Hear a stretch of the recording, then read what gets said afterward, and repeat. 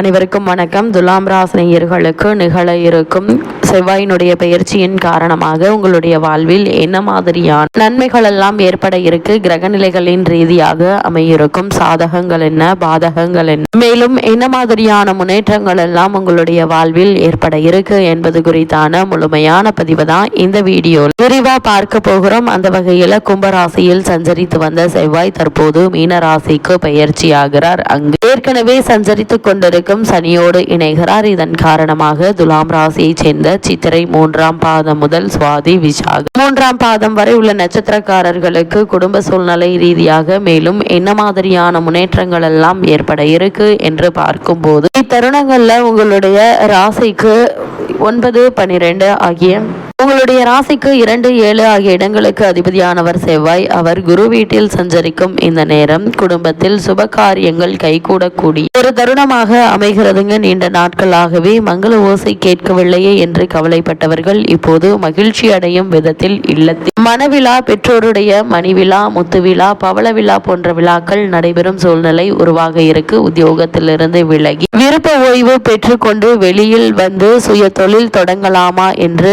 சிந்தித்தவர்களுக்கு இப்போது அந்த முயற்சி கைகூடக்கூடிய ஒரு தருணமாகும் இக்காலகட்டம் அமைகிறதுங்க. பொது வாழ்வில் உள்ளவர்களுக்கு உங்களுடைய செல்வாக்கு மேலோங்கும், புதிய பொறுப்புகள் நிச்சயம் கிடைக்கக்கூடிய ஒரு தருணமாக இக்காலகட்டம் அமைகிறதுங்க. அது மட்டும் இல்லாம இந்த செவ்வாய் மீன ராசிக்கு பயிற்சியாகி அங்கு ஏற்கனவே சஞ்சரித்து கொண்டிருக்கும் சனியோடு சேர்க்கை பெறுகிறார். அதாவது இந்த சேர்க்கை, அதாவது மீன ராசியில் சனியும் செவ்வாயும் சேர்ந்து சஞ்சரிக்கிறார்கள். இது அவ்வளவு நல்லதல்ல. எதிரிகளுடைய தொல்லை அதிகரிக்குங்க. எதிலும் மனதை செலுத்த இயலாது. இனம் புரியாத கவலை மேலோங்கும். உத்தியோகத்தில் மேலதிகாரிகளுடன் பிரச்சனை அதிகரிக்கும். கேட்ட சலுகைகள் கிடைக்காதுங்க. அதே போல் புதிய உத்தியோகத்தில் சேர்ந்தவர்களுக்கு வேலை பளுவின் காரணமாக மீண்டும் பழைய இடத்திற்கே வரலாமா என்ற எண்ணம் மேலோங்கும். அருகில் இருப்பவர்களை அனுசரித்து செல்ல வேண்டிய ஒரு நேரமாக தான் இக்காலகட்டம் அமைகிறதுங்க. இக்காலத்தில் சனி செவ்வாய்க்குரிய முறையான வழிபாடுகளை மேற்கொண்டால் முன்னேற்ற தடை அகல இருக்குதுங்க. அது மட்டும் இல்லாம இக்காலகட்ட கிரக நிலைகளை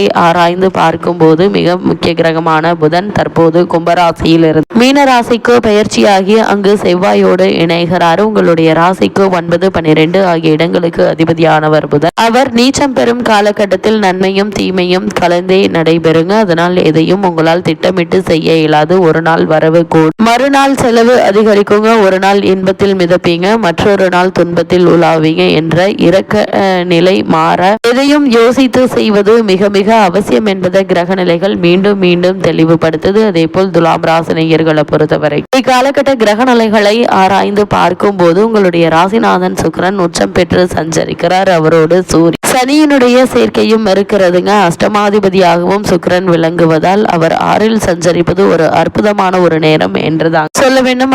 அவர் 6ல் சஞ்சரிப்பது ஒரு அற்புதமான நேரம். குருவினுடைய பார்வையும் உங்களுடைய ராசியில் பதிகிறது. எனவே கூடுதல் நன்மை கிடைக்கக்கூடிய ஒரு தருணமாக தான் இந்த செவ்வாயினுடைய பயிற்சி அமைகிறது. உங்களுடைய எதிர்பார்ப்புகள் நிறைவேறுங்க. பிள்ளைகளின் முன்னேற்றம் கருதி எடுத்த முயற்சியில் வெற்றி நிச்சயம் கிடைக்கும். சனியும் 6ஆம் இடத்தில் சஞ்சரிப்பதால் உத்தியோகத்தில் நல்ல மாற்றங்களும் ஏற்றங்களும் வந்து சேர இருக்கு. அதே போல உங்களுடைய ராசிக்கு சுக்கிரன் சஞ்சரிக்கிறார், அதாவது மேசராசிக்கு வருகிறார். அப்போது அவரது பார்வை உங்களுடைய ராசியில் பதிகிறது. எனவே குடும்ப ஒற்றுமை பலப்படுங்க. குழப்பமான மனநிலை தெளிவாகும். இதுவரை கடுமையாக முயற்சித்து முடிவடையாத காரியங்கள் இப்போது முடிவடைய இருக்கு. பயணங்கள் பலன் தருவதாக அமையுங்க. குடும்ப ஒற்றுமை பலப்பட இருக்கு. வீட்டிற்கு தேவையான விலையுயர்ந்த பொருட்களை வாங்குவது கவனம் செலுத்துவீங்க. விவாதங்களில் வெற்றி கிடைக்க இருக்கு.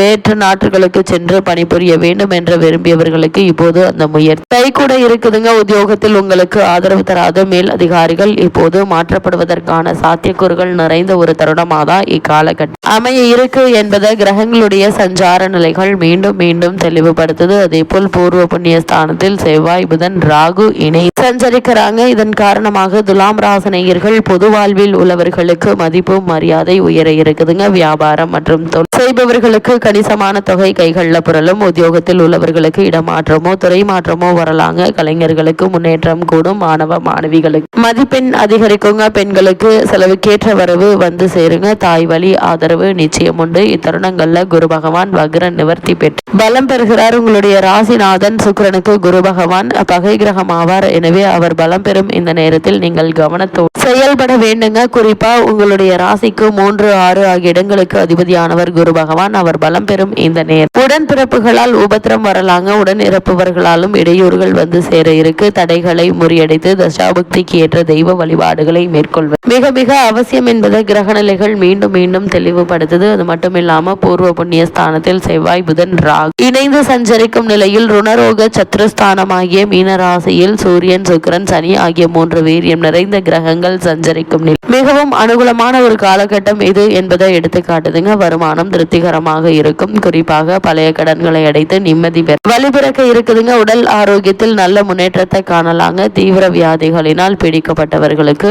நன்கு குணம் அடைவதை அனுபவத்தில் காண முடியும். நல்ல மருத்துவரும் சிறந்த சிகிச்சையும் கிடைக்க இருக்கு. நீண்ட காலமாக மனதை வருத்தி வந்த கடன்களை அடைத்து நிம்மதி பெற வழிவகுக்க இருக்கு. நிரந்தர உடல் உபாதைகளுக்காக சிகிச்சை பெற்று வரும் நோயாளிகளுக்கு கூட உடல் ஆரோக்கியத்தில் சிறந்த முன்னேற்றம் ஏற்பட இருக்குதுங்க. குடும்ப சூழ்நிலை காரணமாக நீண்ட காலமாக பகையினர்ச்சியுடன் இருந்து வந்த நெருங்கிய உறவினர்களுடன் பழைய சுக உறவு மீண்டும் ஏற்படும். அதே போல் பகை மறையுங்க. மனதில் நிம்மதியும் சாந்தி ஏற்பட இருக்கு. பிரிந்திருந்த குடும்பங்கள் மீண்டும் ஒன்று சேர இருக்காங்க. அதே போல் துலாம் ராசியை சேர்ந்த உத்தியோகஸ்தர்களுக்கு மேலும் என்ன மாதிரியான நன்மைகள் எல்லாம் ஏற்பட இருக்கு என்று பார்க்கும்போது மேலதிகாரிகளுடைய கண்டிப்பு கெடுபிடியும் குறையுங்க. சக்திக்கு மீறிய பணிச்சுமை இருக்காது. அதே போல் தற்காலிக பணிகள் உள்ள அன்பர்கள் அவரவர்களது பணிகள்ல நிரந்தரம் செய்யப்பட இருக்காங்க. எதிர்காலத்தை பற்றிய நீங்க தொழில் மற்றும் வியாபாரம் செய்பவர்களை பொறுத்த வரைக்கும் வியாபாரத்தில் ஏற்பட்டு வந்த பின்னடைவு படிப்படியாக குறைந்து வருவதை அனுபவத்தை உங்களால் காண முடியுங்க. சக கூட்டாளிகளுடன் ஏற்பட்டு வந்த கருத்து வேற்றுமையும் பகை உணர்ச்சியும் படிப்படியாக குறைந்து இறுதி நீங்கிவிட இருக்கு. கிளை